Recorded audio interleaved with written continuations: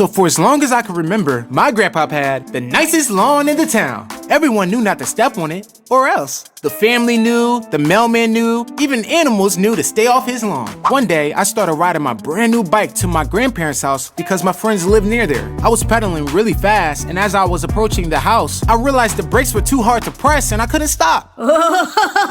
My bike rolled right into the middle of my grandpa's lawn, and my heart dropped. The whole neighborhood got silent and was staring at me. No one has ever made it to the middle of the lawn, and they wanted to see what was about to happen. All of a sudden, my feet were in the air. I looked up, my grandpa had both of my hands in one of his hands. No, Grandpa, no, I'm sorry. He whooped me so bad in front of everyone, no one has been on his lawn since.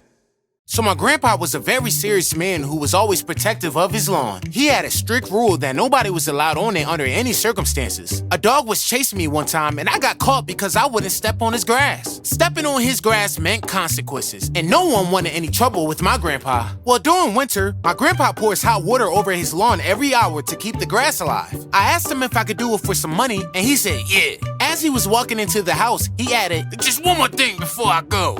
You better keep your feet off my lawn. I was stunned. How was I going to water his whole lawn without walking on it? By attaching a bucket on the end of a pool pole. But there was one problem. The bucket was too heavy and it fell on his lawn. I had no choice now but to step on his grass to get the bucket. I looked around and made sure my grandpa was out of sight, and I started walking on his grass. I could feel my neighbors staring at me, because at any moment, we all knew my grandpa.